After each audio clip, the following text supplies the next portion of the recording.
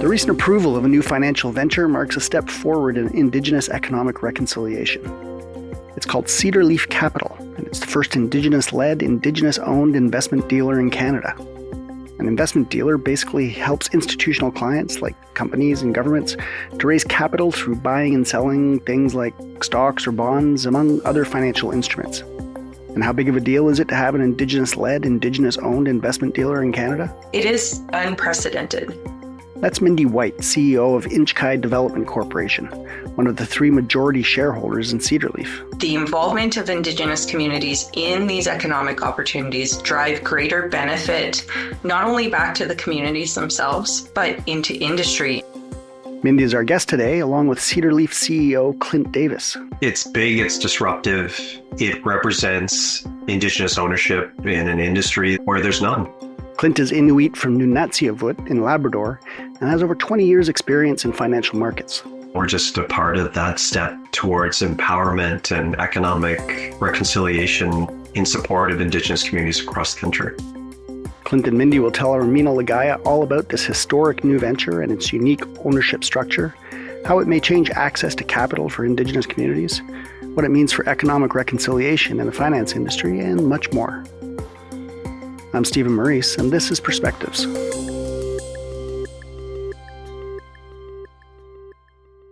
Now, here's our Mina Ligaya. Clint, Mindy, welcome to the show. Thank you. Great to be here. So, Mindy, we'll get your thoughts in a moment, but Clint, let's start with you. What is Cedar Leaf Capital, and what makes it such a historic achievement? Cedar Leaf Capital is the first majority Indigenous-owned and led investment dealer in Canada. Capital markets have been traditionally exclusive of Indigenous people, businesses, and communities. And so the unique sort of value that we're bringing to the industry right now is the unique ownership structure that we have. We have 3 very successful, very business-oriented First Nations from BC to Saskatchewan to Ontario. And we're really trying to do this as a way to add some incredible diversity and value to the market. Now, Mindy, Nch'ǩay is one of the Indigenous partners for Cedar Leaf. And maybe for those who aren't familiar, can you tell us a bit more about what Nch'ǩay is and why was it important for your organization to be part of Cedar Leaf? Nch'ǩay is wholly owned by the Squamish Nation. We're the economic group of the nation. We own and operate several businesses. We own 2 marinas, a gas bar, forestry business, retail business, and RV mobile home park. We also have a high focus in real estate, given the location of Vancouver and Squamish within our Squamish territory.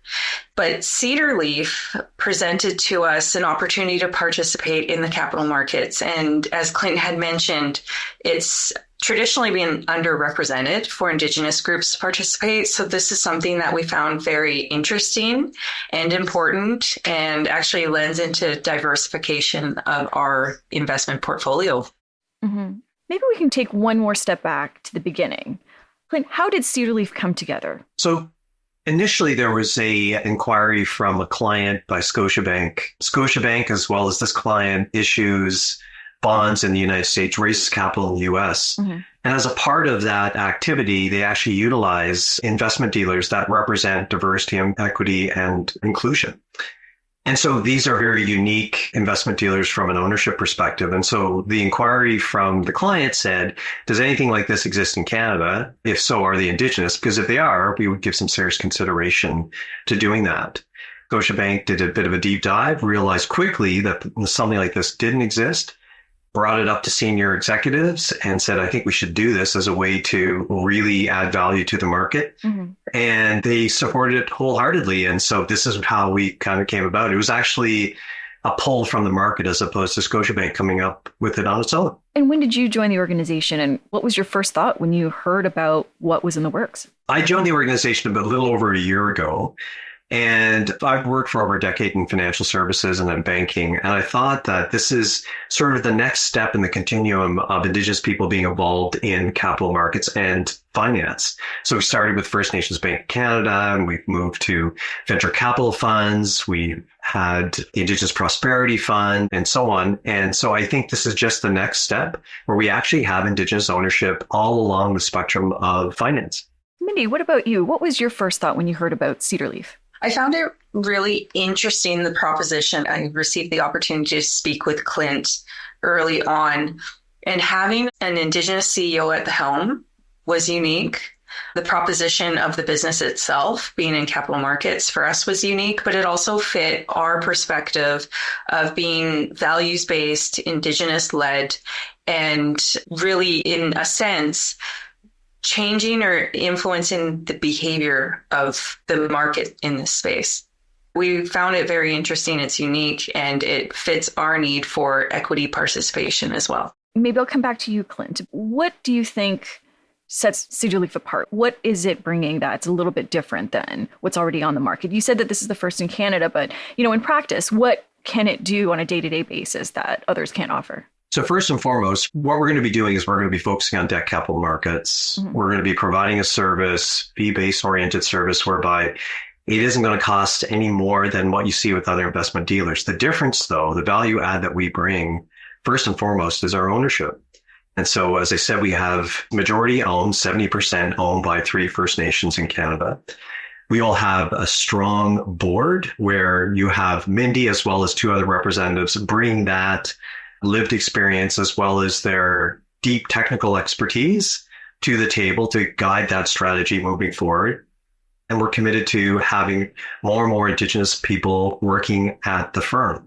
With that layer of diversity and Indigenous relationships, then we believe that we can certainly add value and support Indigenous communities across the country as they embark upon projects which requires capital markets involvement. And Mindy, I'm wondering, the announcement of Cedar Leaf was made quite a few months ago, but approval has just come recently. But now that the news of this groundbreaking investment dealer is out there, I'm wondering what kind of feedback you're getting from the community. What is the feedback you've heard about this as a new venture? I think from our community, from Squamish community, it's what is a broker dealer. It's a concept that many aren't familiar with. So it's an opportunity to educate the community on what this new venture actually is, and then ways that they can participate or benefit. Clint mentioned employment being a key focus. And I think incentivizing Indigenous people to come and work in areas of finance is really important to me as a chartered accountant and to our team as well in finance. So we are underrepresented, and we think that this is a great opportunity for us to actually lead the way in this space. I wanted to follow up on that a little bit. For maybe those who aren't familiar, what are some of the challenges, or why is there that underrepresentation? The why is in many respects varied from person to person. Mm-hmm. I think it's opportunities that arise, especially for those living within communities, to access education and training in this space. Part of it is people like Clint and myself and other professionals across Canada who are Indigenous, showing what a career pathway could look like. What does education and training look like? What opportunities are out there? And just presenting that back to community and showing that you can have a long-term sustainable career in this space, and it's exciting. I think there's a perception within finance and accounting that it's not the most interesting, and I argue that it is based off of my experience and my path. I worked for an accounting firm. I articled as a student. I worked in tax. I've worked with international corporations. Now I work as CEO of my own community. So just because you start in one place doesn't mean you're going to be there for your entire life and behind a desk the whole time. I've had the opportunity to travel. I've had the opportunity to work with communities across Canada, Indigenous communities and non-Indigenous. I think having that exposure and people like myself and Clint and our other First Nation partners sharing our experiences will be a big piece of that path forward. I want to take sort of a broader view to get your perspective on essentially what we're talking about, which is Indigenous economic reconciliation. Maybe I'll start with you, Clint. What is your view on the progress on economic reconciliation in Canada so far? What progress have we seen so far, and what do you hope to see ahead? Honestly, I think there's been significant process. I think it's been rapid over the last 10 to 15 years. When I was the chair of the board of my Indigenous Development Corporation, Nch'ǩay group of companies, we actually embarked upon buying a helicopter company. And at the time, that was a pretty significant transaction for certainly the province of Newfoundland and Labrador. And even when you compare it to some other Indigenous groups across the country, but within a matter of a year to 2 years, you had First Nations being actively involved in major industries across the country, anywhere from significant renewable energy projects to transmission to a lot of really significant infrastructure projects across Canada. Mm-hmm. So I think the opportunity there to participate in these types of projects really demonstrates that commitment to economic reconciliation. The other piece, which Mindy knows intimately well, is the access to capital. Mm-hmm. And so we've seen governments and we've seen the private sector, frankly, kind of respond and commit to beginning to provide that level of support. Mm-hmm. Indigenous loan guarantee programs, which enable Indigenous communities to participate in an equity position on projects. Those type of programs exist in Ontario. There's a new one that's going to be up and running in British Columbia. Alberta has one, same as Saskatchewan. And now the federal government has also announced it. So I think there's been a lot of progress, but I think back to Mindy's point, I probably need to do a better job to encourage more and more young people to really consider business, economic activity, accounting, finance as really great opportunities for them from a career perspective, because certainly as more communities get these opportunities, they need our people to be able to participate and add value as well. Yeah, and if you look at the deals and transactions that have occurred across Canada recently, many of these deals involve Indigenous communities leading the way. So I see this, it's not a passing trend. It's not this moment in time. It's actually setting the standard of a new way of doing business and advancing reconciliation through these types of opportunities. And I think based off of our learned experience and our lived experience in this space, that we see that the involvement of Indigenous communities in these economic opportunities drive greater benefit, not only back to the communities themselves, but into industry, into jobs and employment, into the broader community, and back across to Canadians in general. So it benefits everyone. We see with our Sanok development, Nch'ǩay is doing with our partners and the Squamish Nation, mm-hmm. building 11 residential towers coming out of the ground. Market, affordable housing, it fits a need that is experienced by the broader community. That's what Cedar Leaf does as well. Fits a need from the greater market. And I want to put a question to both of you in terms of the role you hope Cedar Leaf will play in terms of economic reconciliation, but also to the issue you had just raised of access to capital. As Mindy said, when you look at some of these projects, more and more communities are having to look to other sources of capital and go beyond necessarily the traditional sources that you see from banks, Indigenous financial institutions, and so on.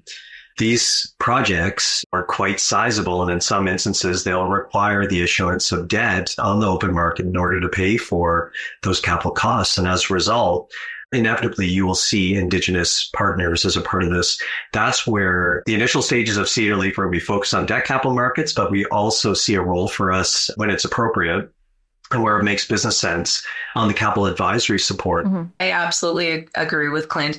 As CEO of Nch'ǩay, I live this day to day, how important access to capital is for our businesses and our growth, mm-hmm. especially for First Nation economic development corporations. We do face barriers that I think many of the other businesses don't necessarily face because there's other unique challenges there with accessing capital markets. So this venture is really exciting because we deeply understand that, we've lived it, and we can hopefully use our experience to benefit others in this space and drive greater benefits back to everybody. Definitely. I wanted to talk a little bit about how Cedar Leaf is structured, because it's a little bit unique in terms of ownership. So it's 30% owned by Scotiabank and 70% is divided by the 3 Indigenous shareholders, including Nch'ǩay. But over time, the bank will reduce its stake and Cedar Leaf will be wholly Indigenous-owned. Maybe, Clint, you can walk us through why it was important to structure it that way. Well, it was important because we wanted to ensure that we had that strength of Indigenous ownership. And so traditionally what you see is a 51-49 split. Mm-hmm. But I think this really demonstrated that commitment, frankly, to truth and reconciliation by Scotiabank to say, no, look, it's more important to actually have this company with the unique ownership structure. Mm-hmm. And these are all community-based businesses, which means that when this company is successful and we create value for our 3 Indigenous shareholders, their respective communities benefit, right? So that's where it makes it very significant. And so at 70%, there is no question at this point that this is an Indigenous majority owned entity. The 30% as well is a reasonable size equity position to step down the investment. Mm-hmm. And so this commitment has been made publicly by Scotiabank. The ultimate goal is to have a 100% Indigenous-owned and controlled investment dealer in Canada. We will definitely get there, and it's probably going to happen not within a year, but it's going to happen at a time which is going to be faster than probably some of us think about. Mm-hmm. But it will be a very prudent and staged process to ensure that Cedar Leaf is viable, sustainable, profitable, and frankly, that the three shareholders are ready and they're comfortable with the strategy and moving forward so that they can have the 100% owned company. Mindy, I'm wondering what your thoughts are on that. I think you've said previously that I think you called it a new standard of partnering with Indigenous groups. I wonder if you could elaborate on that. Yeah, and I just wanted to share from a Squamish Nation Nch'ǩay perspective, we get approached with opportunities quite frequently. Our team fields hundreds of proposals per year. So when we were approached by Scotia for this, we follow the same process we have for screening all of our other opportunities. Mm-hmm. So we have a process that we follow. Scotia was really genuine, open, transparent, and fair. And we felt like we were equal partners at the table having these discussions throughout the process. We felt how Scotia approached it and presented it was really important to setting that stage and that path forward that Clint mentions with an honest and genuine intent to ensure that Indigenous leadership is reflected through the ownership structure and with a path forward to exit already laid out. They also, through this process, respected our expertise, our perspectives, our knowledge, and what we bring to the table, and the other two First Nations involved as well. And that's what I found really impressive through this process. We were treated fairly. It was really open.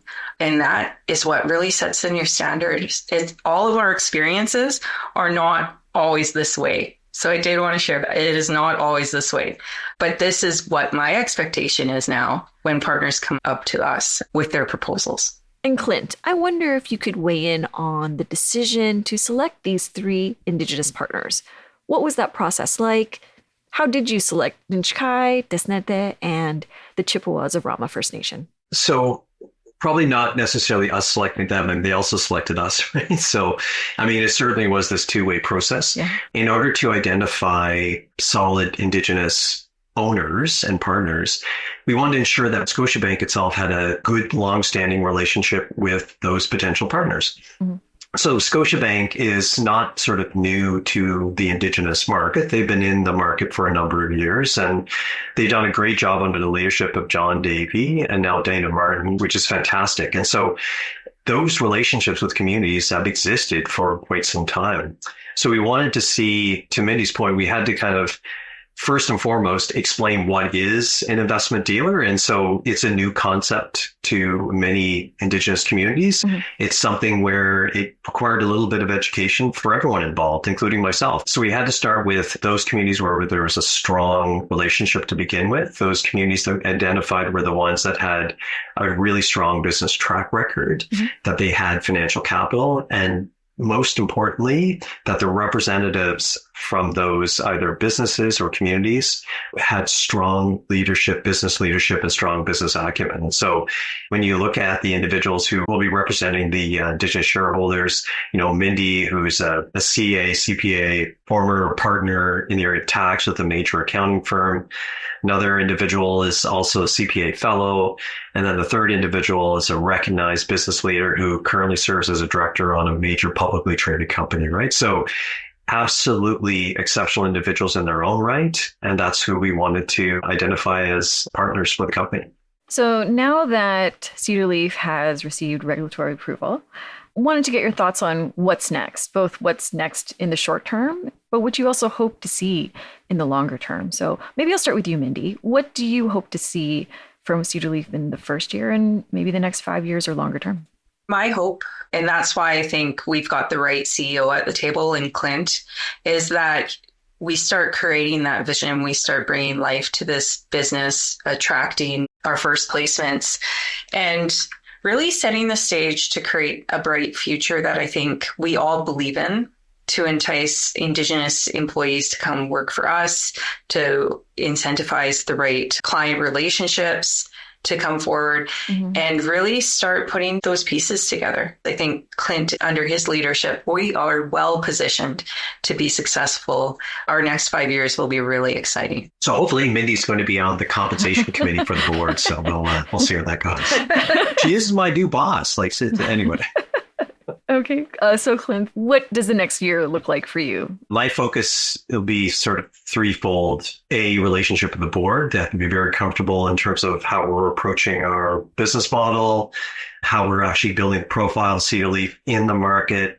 There'll be times when we certainly will probably want to lean on our board and the incredible network they all have as well in their respective jurisdictions to see if we can collaboratively generate revenue for Cedar Leaf. So certainly strong relationship with the board, setting a strategy which is pushing the boundaries a bit, but also attainable at the same time. And frankly, getting the right people in the organization, right? So we have this very deep commitment to bringing Indigenous people on the desk and ensuring that they're out there and generating business with us for the benefit of our shareholders and frankly, the wider Indigenous community. So I see that for the first year is getting the right people, the right strategy, and a strong relationship with the board. Over time, inevitably, we're going to be growing. We want to do it in a way that's prudent, and it'll take some time. So we're going to be growing organically, but we'll focus on debt capital markets. And I believe we'll probably start entering into some capital advisory when it makes sense. And then who knows down the road, is it wealth management? Is it equities? We'll see, but it's something that we'll certainly explore and bring to the board for their feedback and direction. Obviously, you want Cedar Leaf to be successful from a financial perspective, but it's obviously a very personal mission for both of you. I think we talked about it earlier in the podcast about really opening up that opportunity to Indigenous-owned people to consider a different area of finance for career development, professional development. It also demonstrates as well that there is no barrier, no obstacles for Indigenous ownership in any facet of Canada's economy. And so I think this is what makes it extremely exciting. This is what really drives me. And to actually have our launch, have our board meetings where there is that Indigenous aspect component, lived experience, vision, all of that, which will sort of permeate everything that we do. I find that just extremely exciting. Yeah, I agree with that. I think about my background and my journey as a CPA by trade. I also sit on the board of a public company. I'm the CEO of a First Nation ECDEV group of companies. Based on my experience and pathway throughout my career, I think that this will lend itself into a really exciting journey for those employees who start with us and who grow with us at Cedar Leaf. I think it sets such a strong standard for our team members. And I think bringing forward an Indigenous-led option in this space is a direct response to the ask and need of the market that Clint mentioned. But it's also creating that bright future for the business. And we've seen this on some of our other projects. When you bring that Indigenous lens to it and make it such an inclusive place to work, not just for Indigenous people, but for non-Indigenous staff as well, it just lends itself into a greater and more fulfilling experience for our team so that they have a journey that is quite unique for their career development.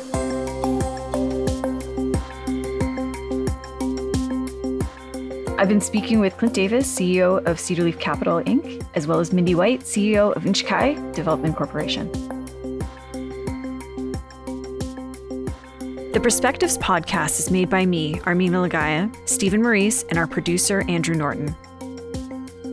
For a transcript of this episode, as well as other stories, insights, analysis, and thought leadership, visit our website, scotiabank.com/perspectives. We'll see you next time.